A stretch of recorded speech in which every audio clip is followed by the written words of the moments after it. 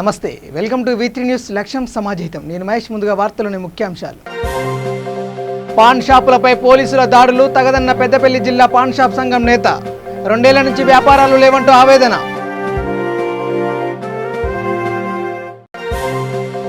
Secunderabad YMCAలో job Mela. భారీ సంఖ్యలో హాజరైన నిరుద్యోగులు.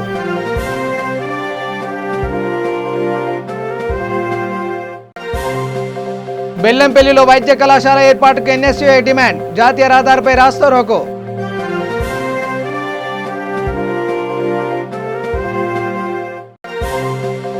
కామారెడ్డి 1వ వార్డులో పట్టణ ప్రగతి కార్యక్రమం జరిగింది.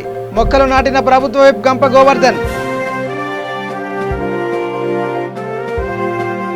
ఇక డీటెయిల్ చూస్తే, పాన్ షాపులపై పోలీసుల దాడిని నియంత్రించాలని పెద్దపల్లి జిల్లా పాన్ షాప్ సంఘం ప్రధాన కార్యదర్శి మహమ్మద్ ఖాదిర్ కోరారు. పాన్ షాప్ జేఏసీ అసోసియేషన్ ఆధ్వర్యంలో మీడియాతో మాట్లాడారు. గుట్కా జర్దా విక్రయాల నెపంతో పోలీసులు తమను బెదిరించి స్టేషన్కు తీసుకెళ్తున్నారంటూ ఆవేదన వ్యక్తం చేశారు. కరోనా వైరస్ నేపథ్యంలో 2 ఏళ్ల నుంచి వ్యాపారాలు దెబ్బతిన్నాయన్నారు. ఇప్పుడైనా కోలుకుంటామనే ఆశతో వ్యాపారం చేసుకుందామంటే బెదిరించి అరెస్టు చేస్తున్నారంటూ ఆవేదన వ్యక్తం చేశారు. కష్టపడి 500 రూపాయలు సంపాదిస్తే కూడా కుటుంబం గడవడం కష్టమవుతుందన్నారు. ఇప్పటికైనా ఉన్నతాధికారులు స్పందించి తగు చర్యలు తీసుకోవాలని కోరారు. కార్యక్రమంలో అన్ని జిల్లాల పాన్ షాప్ అసోసియేషన్ యజమానులు పాల్గొన్నారు. ఒక దిక్కు కోవిడ్ నుంచి ఒక 2 సంవత్సరాల నుంచి మేము చాలా బాధపడుతున్నాం. ఆ బాధను మర్చిపోలేక ముందే మళ్ళీ ఇది మొదలు పెట్టేసరికి మేము ఏం చేయాలో మాకు అర్థం అవ్వట్లేదు. ఎందుకంటే మేము చేసేది, మాకు ఇప్పటి వరకు గవర్నమెంట్ ఉద్యోగాలు కావాలి, అది కావాలి, ప్రతి ఒక్కరు కొట్లాడుతున్నారు. కానీ మాకు అది అవసరం లేదు. మాకు కావాల్సింది మా బ్రతుకు. ప్రతి ఒక్కరికి 2 పిల్లలు, వాళ్ళ కుటుంబాలు ఉంటాయి. ఆ కుటుంబాన్ని పోషించుకోవడానికి ఒక చిన్న ఏ బ్యాంకు నుండి లోన్ తీసుకోము, ఏది తీసుకోము. కానీ ఏంటంటే మా ఇంట్లోనే బంగారమో ఏదో ఒకటి తాకట్టు పెట్టి ఒక చిన్నగా వ్యాపారం మొదలుపెట్టి జీవిస్తున్నాం. ఈ తెలంగాణ స్టేట్లో 3.5 జనాలలో మా పాన్ షాపులు వచ్చేసి 1 లక్ష పైనే ఉన్నాయి. అందులో జీవించే వాళ్ళు ఒక కుటుంబంలో 4 అన్నా కూడా చిన్న ఏంటంటే ఒక 5 లక్షల నుంచి 8 లక్షల కుటుంబాలు ఉన్నాయి. వాళ్ళు బ్రతకడానికి వాళ్ళ కోరికలు పెద్దగా ఏం లేవు. ఈ పాన్ షాప్ మీద నడిచేది పొద్దంతా కూర్చున్నా కూడా ఒక 500 రూపాయల కన్నా ఎక్కువ రాకున్నా ఆ 500 రూపాయల్లో చాలా సంతోషంగా గడుపుతున్నాం. సరే, ప్రభుత్వాలు చెప్పినట్టు గుట్కాలు, ఈ గుట్కా మన జర్దాలు ఇవన్నీ మేము బంద్ చేస్తాం. కానీ పాన్లో వేసే చూయింగ్ టుబాకు అది ఇప్పటి నుంచి కాదు. అది కూడా ఏంటంటే ఒక ఔషధంలానే. ఇప్పుడు ఒక చిన్న సామెత చెప్తా. మేము తినమని అంటలేము. ఇంటికి వెళ్ళే ప్రతి భర్తను భార్య కూడా అంటుంది, చీ అంటుంది. కానీ అయినా కూడా తను వ్యసనంగా చూసుకున్నాడు. దానివల్ల ఏంటంటే అలాంటి ఇల్లీగల్గా అయ్యేటి చేసేటి చాలా ఉన్నాయి. అలా కాకుండా మా మీద ఇలాంటి దౌర్జన్యం చేస్తే మేము చావటం తప్ప మాకు ఏమీ లేదు. ఇందులో చాలా శాతం మంది సొంత ఇండ్లు కూడా లేవు. ప్రభుత్వం చెబుతుంది సొంత ఇల్లు ఇస్తాం, అది చేస్తాం, ఇది చేస్తాం. దానికి కూడా మాకు ఏంటంటే ఏది అవసరం లేదు. మేము పొద్దుగాల వెళ్ళి పాన్ షాప్ తెరుచుకొని సాయంత్రం వరకు మాకు తిండికి వెళ్తే చాలు అని మేము అనుకుంటున్నాం ఇప్పటి వరకు కూడా. కానీ మాకు మళ్ళీ వేరే ఆలోచన తెప్పేయకండి ప్లీజ్. ఎందుకంటే మేము చాలా ఇబ్బందులు ఉన్నాం. 2 సంవత్సరాల నుంచి కిరాయి కూడా కట్టలేని పరిస్థితి మాది. కిరాయి కూడా కట్టలేని పరిస్థితి. ఇల్లు వాళ్ళు ఏం చేస్తున్నారు, ప్రభుత్వాలు చెప్తున్నాయి, ప్రభుత్వం ఇల్లు తీసుకోకండి చెప్తున్నాయి. కానీ ఇల్లు వాళ్ళు ఏమన్నారు, వాళ్ళు ఏమన్నారు, మీరు కట్టట్లేదు కదా ఖాళీ చేయండి అంటున్నారు. ఈ కరోనాలో వేరే ఇంట్లో మీకు కిరాయి తీసుకోవాలన్నా కూడా వాళ్ళు ఇవ్వట్లేదు. మేము ఎక్కడికి వెళ్ళాలి? మమ్మల్ని బ్రతకనివ్వండి ప్లీజ్. మా బ్రతుకు మేము బతుకుతున్నాం, మమ్మల్ని బ్రతకనివ్వండి. మీరందరికీ చాలా ధన్యవాదాలు. ఇక సికింద్రాబాద్లోని YMCAలో స్పెక్ జాబ్ మేళా జరిగింది. దాదాపు నిరుద్యోగులు 600 మంది అభ్యర్థులు హాజరయ్యారని మేళా నిర్వాహకుడు అబ్రహం చెప్పారు. YMCA యాజమాన్యంతో మాట్లాడి ప్రతి నెల జరిగేలా చూస్తామన్నారు. నిరుద్యోగుల జీవితాలలో వెలుగులు నింపడమే లక్ష్యమన్నారు. సంస్థ specjob.in జాబ్ పోర్టల్ ద్వారా నగరంలో ఉన్నటువంటి నిరుద్యోగ యువతకి రీసెంట్గా పాస్ అయినటువంటి విద్యార్థులకు కూడాను ఉద్యోగాలు కల్పించే దిశగా ఒక ఇంచుమించు 20 సంస్థలతో కలిసి ఈ యొక్క జాబ్ మేళా ఏర్పాటు చేయడం జరిగింది. ఈ జాబ్ ఫెయిర్ ద్వారా ఎంతోమంది ఈరోజు ఇంచుమించు ఒక 600 మంది ఇక్కడ అటెండ్ అయ్యారు. మేము ఇంచుమించు వారందరికీ కూడా జాబ్ ప్రొవైడ్ చేయగలమనే ఆశతో ఉన్నాం. ఈ యొక్క జాబ్ మేళాని స్థానిక YMCA సహకారంతో చేయడం జరుగుతుంది. ఎందుకంటే ఇది నిరుద్యోగులు రావడానికి కూడా చాలా యాక్సెసిబుల్గా ఉంటుంది. నగరం నడిబొడ్డున ఉండడం కారణంగా ఉద్యోగాలు ప్రొవైడ్ చేసే కంపెనీస్ కూడా job providers and job seekers ఇద్దరు కూడా ఇక్కడ వచ్చి కలుసుకొని వారి యొక్క అక్కర్లు అవసరాలకి ఉపయోగపడే విధంగా దీన్ని రూపొందించాం. ఈరోజు జరుగుతున్న జాబ్ మేళాను మనం నెక్స్ట్ మంత్ కూడాను కంటిన్యూ చేయాలని కోరుతున్నాము.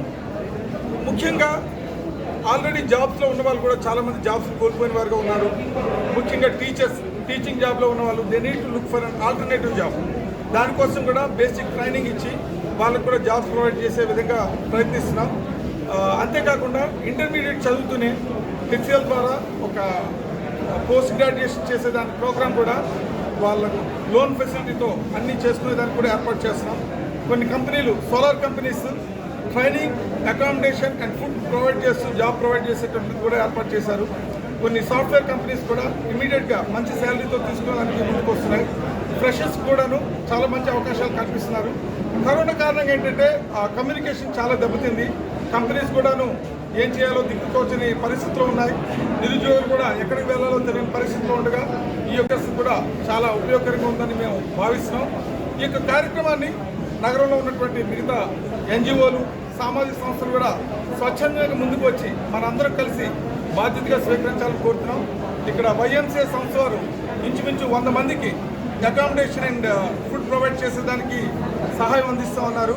దానివల్ల ఏంటంటే మరి ముఖ్యంగా గ్రామీణ యువత ఎవరైతే ఎడ్యుకేషన్ కంప్లీట్ అయ్యి జాబ్ కోసం అనేసి ఫర్దర్ మనీ పెట్టలేమనేటువంటి వాళ్ళు ఖాళీగా ఉండే బదులు దే కెన్ కమ్ హియర్, ఇక్కడికి వచ్చి ఈ యొక్క అవకాశాన్ని వినియోగించుకోవాల్సిందిగా కోరుతున్నాం. జాబ్స్ అయితే తప్పనిసరిగా వాళ్ళ స్కిల్స్ కూడా ఇంప్రూవ్ చేసుకోవడం అవసరం. స్కిల్ ఇంప్రూవ్మెంట్ దిశగా కూడాను కొన్ని కాలేజెస్తో మాట్లాడాం. హెచ్సిఎల్ వాళ్ళు కూడాను సహకరిస్తున్నారు. హెచ్డిఎఫ్సి, కార్వి మొదలైన సంస్థలు, అమెజాన్ పే వారు కూడాను ఇక్కడ పార్టిసిపేట్ చేస్తున్నారు. వారందరూ కూడాను ఎంతో ఆనందంగా ఈ ప్లాట్ఫామ్ని ఉపయోగించడానికి ముందుకు వచ్చారు.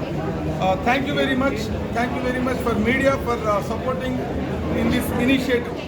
తాండూరులోని సాయిపూర్లో హరితహారం జరిగింది. మున్సిపల్ వైస్ చైర్మన్ దీపా నరసింహుల ఆధ్వర్యంలో నిర్వహించిన ఈ కార్యక్రమంలో ఎమ్మెల్యే రోహిత్ రెడ్డి పాల్గొన్నారు. ఈ సందర్భంగా ఆయన మాట్లాడుతూ తాండూరుకు అత్యధిక నిధులు తెచ్చి అభివృద్ధి ప్రదంలో ముందుంచుతామన్నారు. కార్యక్రమంలో municipal chairman Swapna, market committee chairman Vithal Nayak, Santosh Goud పాల్గొన్నారు. చాలా ఇబ్బందులు పడ్డాము, పంటకు ఇబ్బందులు పడ్డాము. వర్షాలు లేక అడవులు నరికేస్తే ఇంకా వర్షాలు ఎక్కడ ఉంటాయి? చాలా రోడ్ల బండి మనం ఎక్కడ చిన్న పల్లెటూళ్ళలో వెళ్తుంటే కిందలు పట్టుకుని లైన్గా తిరిగి ఉండేవాళ్ళు. అవన్నీ సమస్యలు లేవు. ఎందుకంటే ఈరోజు ఇంటింటికి మిషన్ భగీరథ వాడుంది. వర్షాలు మనకు సమిష్టిగా కురుస్తున్నాయి. ఇవన్నీ కావాలి అంటే మనము ఖచ్చితంగా మొక్కలు నాటాలి. ఈ మొక్కలు నాటేందుకే మహత్తరమైన కార్యక్రమం తీసుకొస్తున్నారు. పార్టీలకు అతీతంగా ఇది పార్టీ ప్రోగ్రాం కాకుండా అలానే ఇంకో ప్రోగ్రాం కాకుండా భుజాల మీద వేసుకొని ప్రజల చెంత తీసుకొని వెళ్తున్న మా కౌన్సిలర్ అందరికీ పేరున ధన్యవాదాలు తెలియజేస్తున్నాను. అలాగే లాస్ట్ టైం మన రోహిత్ అన్న మన వారికి విచ్చేసినప్పుడు అక్కడ రోడ్లు లేవు. పట్టణ ప్రగతిలో భాగంగా అక్కడ సర్వే నెంబర్ 13లో ఆ ప్లేస్ మున్సిపాలిటీకి తీసుకోవడం జరిగింది. ఆ ప్లేస్ లో ఇప్పుడు డిఎంఎఫ్టి ఫండ్స్ కింద 20 లక్షలు అంగన్వాడీ భవనానికి కేటాయించినందుకు రోహిత్ అన్నకి మా ప్రత్యేక పాత ఇల్లుతో పాటు ఎక్కడైతే మరి ఆ పాత ఇల్లు కూర్చుకొని ఉన్న మిగతా వరకు కూడా ఇబ్బంది పెట్టు మరి అవి కూడా తొలగించుకుంటూ అదేవిధంగా మోడీలు కూడా మరి ఈ యొక్క ప్రణాళిక ఏంటంటే మరి ఈ 10 రోజులు మన ముఖ్యమంత్రి గారు మరి ఎక్కడ కూడా ఈ భారతదేశంలో కూడా ఏ రాష్ట్రం కూడా లేదు. కాబట్టి మరి ఎక్కడైతే మరి అధికారులతో పాటు స్థానిక ఎమ్మెల్యేలు, స్థానిక ఎమ్మెల్యేతో పాటు కౌన్సిలర్స్ కూడా మరి అందరూ కూడా పాల్గొనుకుంటేనే మరి అక్కడ జరిగే విషయాలు ఏంటంటే మరి ఆ ఉండే వాళ్ళతో కూడా సమస్యలు తెలుసుకొని మరి అవి కూడా మరి సకలవాడిగా జై తెలంగాణ. మనం ఈ హరితహారం కార్యక్రమం చేసి మొక్కలు నాటి వృక్షాలుగా చేస్తున్నందుకే ఈరోజు హరితమయం అవుతున్నందుకే మనకు మంచి వర్షాలు పడుతున్నాయి, పంటలు మంచిగా పండుతూ ఉన్నాయి. మరి అదేవిధంగా రానున్న తరాలు కూడా బాగుండాలని మంచి తపనతో ఈరోజు ఈ హరితారం కార్యక్రమం చేసినాం. మరి గత 10 రోజుల నుంచి మరి గ్రామాన ప్రతి ఒక్క గల్లీలో మరి ఈరోజు హరితారం కార్యక్రమం మన ప్రజాప్రతినిధులు అధికారులు ప్రతి ఒక్కరు కూడా ఎంతో ఒక పండగ వాతావరణం చేసిన ప్రతి ఒక్కరికి పేరున ధన్యవాదాలు తెలియజేస్తా ఉన్నాను. అదేవిధంగా మరి ఈ రోజు మనం మొక్కలు నాటడం ఏవైతే ఉన్నాయో వాటన్నింటినీ కూడా కాపాడుకొని మరి వాటిని వృక్షాలు చేసేంత వరకు మనం అందరం కూడా మరి ఆ తాపత్రయంతో మరి ఆ పట్టుదలతో మనం వాటిని సంరక్షించుకోవాలని చెప్పి కూడా నేను విజ్ఞప్తి చేస్తా ఉన్నాను. అదేవిధంగా ఈ రోజు మీరు గమనించినట్టయితే మరి పట్టణ ప్రగతి పేరుతో ఈసారి మనం 4వ దశ పట్టణ ప్రగతి కార్యక్రమాలను మనము చేస్తా ఉన్నాం. ఈ రోజు ఇంతటి ఆర్థిక సంక్షోభం ఉన్నప్పటికీ కూడా ఈ రోజు ప్రపంచాన్నే కరోనా మహమ్మారి అతలాకుతలం పల్లెలన్నీ ప్రగతి బాటలో పయనించాలని రామగుండం శాసనసభ్యుడు కోరుకంటి చంద్ర ఆకాంక్షించారు. పల్లె ప్రగతి ముగింపు సందర్భంగా మండలంలోని సోమనపల్లి, ఎక్లాస్పూర్ గ్రామాల్లో నిర్వహించిన హరితహారం కార్యక్రమంలో పాల్గొన్నారు. ఈ సందర్భంగా మాట్లాడుతూ ప్రగతి నివేదికలో నమోదు చేసిన సమస్యలు వెంటనే పరిష్కారమయ్యేలా చూడాలన్నారు.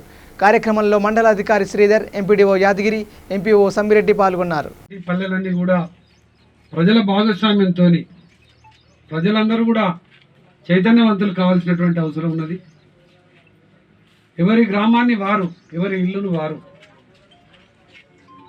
అభివృద్ధి చేయడం కోసం, చేసుకోవడం కోసం అందరూ కూడా ఆలోచనకు రావాల్సినటువంటి అవసరం ఉన్నదని గౌరవ ముఖ్యమంత్రి గారి తలంపు.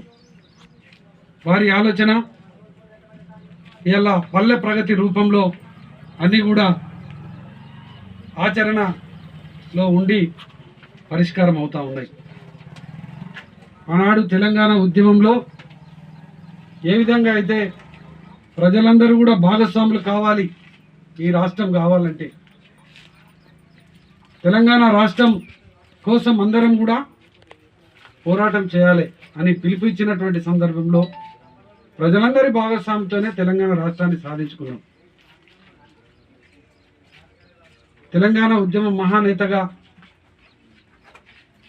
భారతదేశంలోనే గొప్ప ఉద్యమ నేతగా పేరుగాంచి తెలంగాణ రాష్ట్రాన్ని సాధించడంతో పాటు ముఖ్యమంత్రిగా ప్రమాణ స్వీకారం చేసిన తర్వాత తెలంగాణ రాష్ట్రాన్ని బంగారు తెలంగాణగా తీర్చిదిద్దడం కోసం ఒక ప్రణాళికను తయారు చేసుకుందాం. ఆ ప్రణాళిక అనుగుణంగా ముందుకు పోదామని ముఖ్యమంత్రి గారు చెప్పినటువంటి విధంగా గత 7 సంవత్సరాల కాలంలో ప్రతి గ్రామంలో, ప్రతి గ్రామ పంచాయతీకి సంబంధించి గ్రామ పంచాయతీలో ఉన్నటువంటి పరిపాలనను గత పరిపాలన కంటే తెలంగాణ రాష్ట్రం వచ్చిన తర్వాత ఒక ఆదర్శవంతమైనటువంటి పరిపాలన ఉండేటువంటి విధంగా గ్రామ పంచాయతీ చట్టాన్ని తేవడం జరిగింది. ఈ చట్టంలో పొందుపరిచినటువంటి విధంగా ప్రతి గ్రామంలో వైకుంఠధామాలు, పల్లె ప్రకృతి వనాలు. వరంగల్ జిల్లా కాజీపేట మండలం మడికొండ శివార్లో దారుణం జరిగింది. ఏల్పుల సమ్మయ్య అనే వ్యక్తిని గుర్తు తెలియని వ్యక్తులు గొడ్డలితో నరికి చంపారు. హక్కుల నేత స్టాన్ స్వామి మరణం వృధా కాదని ఏఐపీఎస్ఓ పేర్కొంది. స్టాన్ స్వామి మరణంపై విచారణ జరిపించాలని ఏఐపీఎస్ఓ నేతలు డాక్టర్ సుధాకర్, కేవీ మల్ డిమాండ్ చేశారు. స్టాన్ స్వామి మరణం సంస్థాగతమైన హత్యేనని, దీనిపైన విచారణ జరిపించి దోషులను శిక్షించాలన్నారు. రాష్ట్ర సమన్వయ రాజ్యాంగాన్ని, రాజ్యాంగ హక్కులను, మానవ హక్కులను, జీవించే హక్కును, మానవ సంపదను రక్షించుకోవడానికి పోరాడాల్సిన పరిస్థితులు వచ్చాయన్నారు. అనంతరం మరో నేత నాగేశ్వరరావు మాట్లాడుతూ అన్ని రాజకీయ పార్టీలకు చెందిన వారు ఏఐపీఎస్ఓలో భాగస్వాములు కావాలని ఆకాంక్షించారు. కార్యక్రమంలో తెలంగాణ రాష్ట్ర ప్రధాన కార్యదర్శి కాచం సత్యనారాయణ, అఖిల భారత శాంతి సంఘీభావ సంఘం హైదరాబాద్ జిల్లా ప్రధాన కార్యదర్శులు నాగేశ్వరరావు, రామరాజు తదితరులు పాల్గొన్నారు. తెలంగాణ రాష్ట్రంలో హైదరాబాద్ డిస్ట్రిక్ట్ యూనిట్ ఆధ్వర్యంలో ఈరోజు ఎస్వీకే వద్ద ఈ కార్యక్రమం జరుగుతూ ఉన్నది. ముఖ్యంగా ఈ దేశంలో ప్రజలందరూ కూడా పోరాడి సాధించుకున్నటువంటి స్వరాజ్యం ఏమైపోతుంది, మన రాజ్యాంగం ఏమైపోతుంది, రాజ్యాంగం ఇచ్చిన హక్కులు ఏమైపోతున్నాయి, సంక్షేమం ఏమైపోతుంది, ప్రజల సంక్షేమం పట్టించుకొని పాలకులు ఈరోజు అధికారంలో ఉన్నారు. ఎవరైతే ప్రజల గురించి, ప్రజలలో ఉండి ప్రజల సంక్షేమం గురించి, ప్రజల హక్కుల గురించి పోరాడుతున్న వాళ్ళందరూ కూడా వాళ్ళు జైళ్లలో ఉంటున్నారు. జైళ్లలోనే మగ్గిపోతున్నారు. కనీసం బెయిల్కు దరఖాస్తు పెట్టుకుంటే బెయిల్ కూడా మంజూరు కాని పరిస్థితుల్లో ఈరోజు స్వామి ఈరోజు జైల్లోనే చనిపోవాల్సినటువంటి అగాత్యం దుర్మార్గమైనటువంటి పరిస్థితులు సృష్టించబడ్డాయి. దీన్ని మేము ఖండిస్తున్నాం. అఖిల భారత శాంతి సంఘీభావ సంఘం ఖండిస్తూనే ఉన్నాం. భవిష్యత్తులో ప్రజల కొరకు పోరాడుతున్నటువంటి వాళ్ళందరి పట్ల పెట్టేటటువంటి ప్రజా వ్యతిరేక చట్టాలను ఉపసంహరించుకోవాలి, ప్రజల సంక్షేమాన్ని కాపాడాలి, రాజ్యాంగ హక్కులను స్వేచ్ఛను కాపాడాలని ఈ సందర్భంగా డిమాండ్ చేస్తా ఉన్నాం. బీజేపీ ప్రభుత్వం కేంద్రంలో వచ్చిన తర్వాత ప్రజల యొక్క మానవ హక్కులు కానీ రాజ్యాంగం కానీ తూట్లు పడటంలో ప్రధానంగా మారిపోయింది. మాట్లాడిన వాడిని దేశద్రోహి అని ముద్ర వేయటం, మాట్లాడిన వాడిని వాడి మీద దేశద్రోహి చట్టాలను పెట్టడం అనేది ఎక్కువైపోయింది. అందులోనే ఊపా చట్టాన్ని పట్టుకొచ్చి సామాజిక కార్యకర్తల మీద ఆనాడు గౌరీ లంకేష్ కావచ్చు, దబోల్కర్ కావచ్చు, గుల్బర్గి కావచ్చు, ఇప్పుడు మన స్టాన్ స్వామి కావచ్చు, ఇలా ఎంతో మందిని కాలరాయటం మొదలుపెట్టి అలాగే జైళ్లలో సాయిబాబా లాంటి వాళ్ళని, వరవరరావు లాంటి వాళ్ళని అంతమందిరం లోపల పెట్టడం అనేది. మాట్లాడిన వాడిని ఈరోజు దేశద్రోహి అనడం, ప్రశ్నించిన వాడిని దేశద్రోహి అనడం, కాన్స్టిట్యూషనల్ రైట్స్ రాజ్యాంగ హక్కుల్ని కాలరాయటం ఈ ప్రభుత్వం వచ్చింది జరిగిపోయింది. రెండే నినాదాలు వీళ్ళది, ఒకటి దేశభక్తి, దైవభక్తి.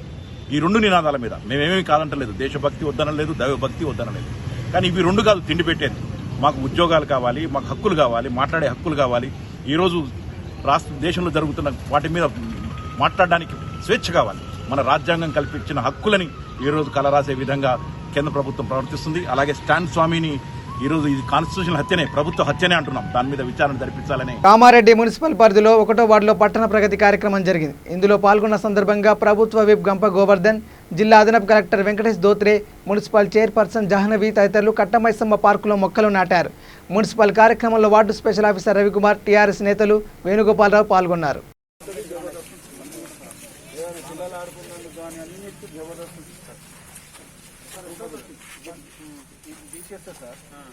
అక్కడ లైన్ ఉంది కదా, ఆ వరుసగానే ఇప్పుడు నేను 2 ఇస్తా, ఆ 2 కాదు మాట్లాడి ఇచ్చేస్తా. రేపు పొద్దుగా టచ్ చేసినాం అనుకో 4 రూములు ఇదంతా పిల్లలకు ఆడుకున్న రోడ్డు తెలుసుకుంటారు. అక్కడ రోడ్ సైడ్ కంటిన్యూషన్ ఇది కూడా కొడుతుంది, అది పక్కకుండా దానికి కంటిన్యూషన్ 2 రూమ్ల ఇమీడియట్ నేను పోయే లోపల అందాజ ఎస్టిమేషన్ 2 రూమ్లకు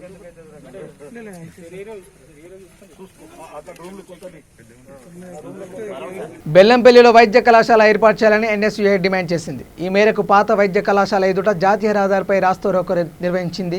ఈ సందర్భంగా నాయకులు మాట్లాడుతూ మెడికల్ కళాశాల ఏర్పాటుకు బెల్లంపల్లి అనువైన ప్రాంతమన్నారు. కార్యక్రమంలో ఎన్ఎస్యుఐ మంచిర్యాల జిల్లా అధ్యక్షుడు ఆదర్శవర్ధన్, యూత్ కాంగ్రెస్ బెల్లంపల్లి పట్టణ అధ్యక్షుడు ఆకాశ్ తదితరులు పాల్గొన్నారు. జాతీయ రహదారి పైన బెల్లంపల్లిలో ఉన్నటువంటి జాతీయ రహదారి పైన ఎన్ఎస్యుఐ మరియు యూత్ కాంగ్రెస్ ఆధ్వర్యంలో బెల్లంపల్లిలో మెడికల్ కళాశాల ఏర్పాటు చేయాలని చెప్పేసి రాస్తారోకో నిర్వహించడం జరిగింది. ఎందుకంటే ఈరోజు తెలంగాణ రాష్ట్రంలో దాదాపు 7 మెడికల్ కాలేజీలను తెలంగాణ రాష్ట్ర ముఖ్యమంత్రి గారు ప్రకటించడం జరిగింది. ఆ యొక్కటి మన మంచిర్యాల జిల్లాలో ఏర్పాటు చేస్తున్నారు. మంచిర్యాల జిల్లాకి కేటాయించినటువంటి మెడికల్ కాలేజ్ను బెల్లంపల్లిలో ఏర్పాటు చేయాలని చెప్పేసి మేము ఎన్ఎస్ఏ యూత్ కాంగ్రెస్ తరఫున గట్టిగా డిమాండ్ చేస్తున్నాము. ఎందుకంటే గతంలో బెల్లంపల్లిని జిల్లా చేయడానికి అనేక రకాల సదుపాయాలున్నా కూడా అధికారులు నిర్లక్ష్యం వివరించి మంచిర్యాలని జిల్లా చేయడం జరిగింది. అలాగే బెల్లంపల్లి డిపో ఏర్పాటు చేస్తున్నా, డిపో ఏర్పాటు చేయలేదు. ఇప్పటికైనా అధికారులు కళ్ళు చేర్చి బెల్లంపల్లి మెడికల్ కళాశాల ఏర్పాటు చేయాలని చెప్పేసి డిమాండ్ చేస్తున్నాం. ఎందుకంటే గతంలో తెలుగుదేశం ప్రభుత్వం ఉన్నప్పుడు బెల్లంపల్లి ప్రైవేట్ కళాశాలను కూడా మధ్యలోనే ఆగిపోవడం జరిగింది. ఆ కళాశాలని మళ్ళా పునః ప్రారంభించాలని చెప్పేసి మేము డిమాండ్ చేస్తున్నాం. ఎందుకంటే బెల్లంపల్లి అనేది అటు చెన్నూరు, ఇటు మంచిర్యాల, కొమ్రంభీం, ఆసిఫాబాద్, కాగజ్ నగర్ అలాగే మహారాష్ట్ర కూడా మధ్యలో ఉంటుంది కాబట్టి ప్రతి ఒక్కరికి అనుగుణంగా ఉంటుంది కాబట్టి బెల్లంపల్లి మెడికల్ కళాశాల ఏర్పాటు చేయాలి. అలాగే బెల్లంపల్లి సింగరేణి భూములు ఉన్నాయి, ప్రభుత్వ భూములు ఉన్నాయి, 100 ఎకరాల ప్రభుత్వ భూమి మన బెల్లంపల్లి ఉన్నది కాబట్టి మెడికల్ కాలేజ్ బెల్లంపల్లి ఏర్పాటు చేయాలి. మంచిర్యాల చూసుకుంటే మంచిర్యాలలో కేటాయించినటువంటి 100 పడకల ఆసుపత్రి కట్టడానికి కనీస జాగం లేదు అక్కడ.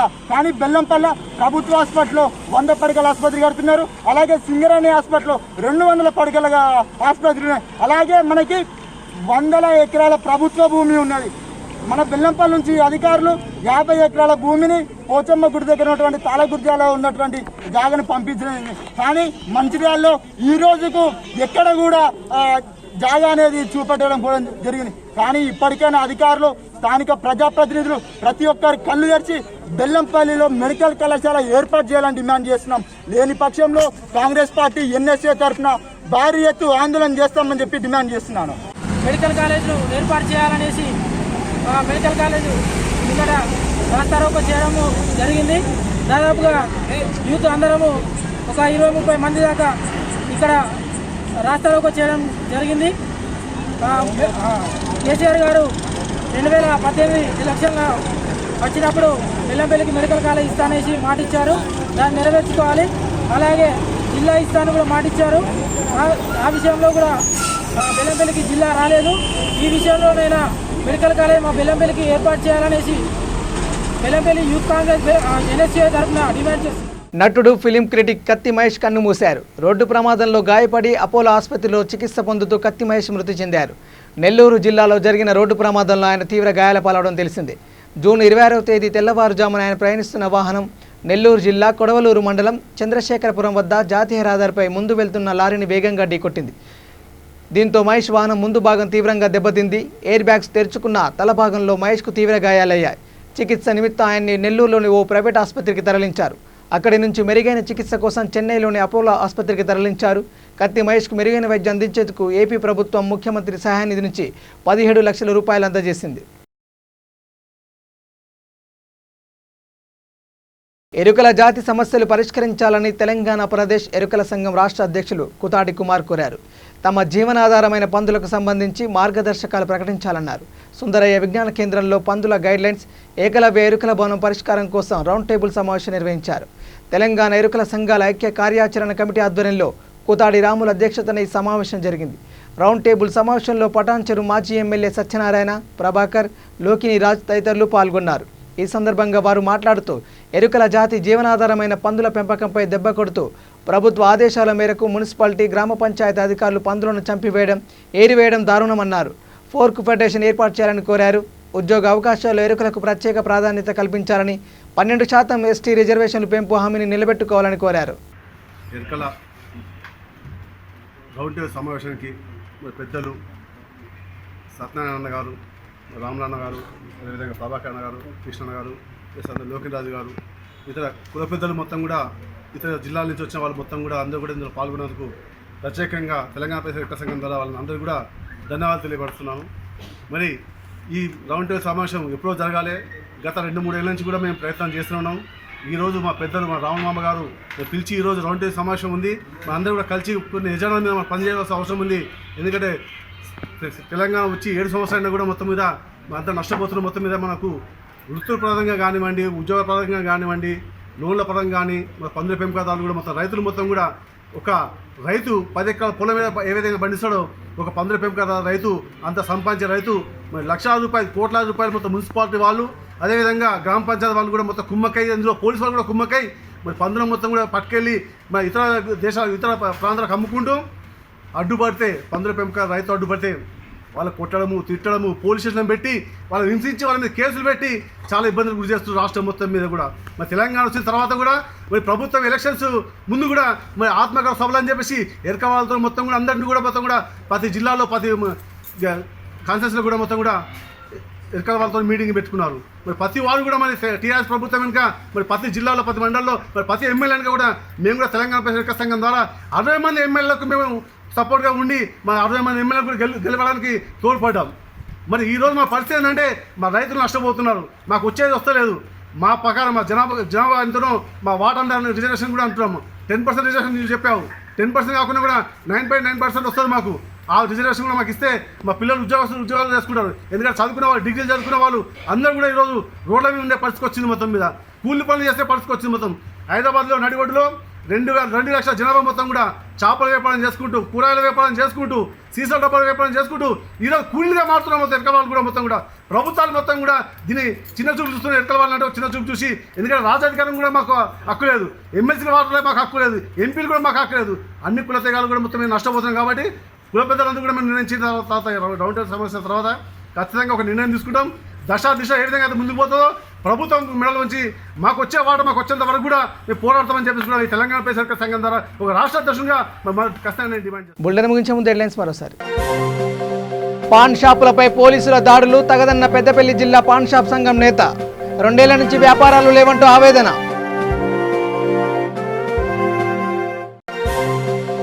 సికింద్రాబాద్ YMCAలో జాబ్ మేళా. భారీ సంఖ్యలో హాజరైన నిరుద్యోగులు.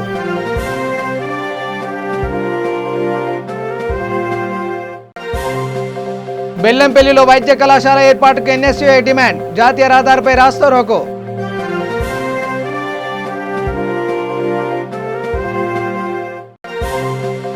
కామారెడ్డి 1వ వార్డులో పట్టణ ప్రగతి కార్యక్రమం జరిగింది. మొక్కలు నాటిన ప్రభుత్వ వైపు గంప గోవర్ధన్. ఇవి bulletin updates. Keep watching V3 news. లక్ష్యం సమాజేతం. నమస్కారం.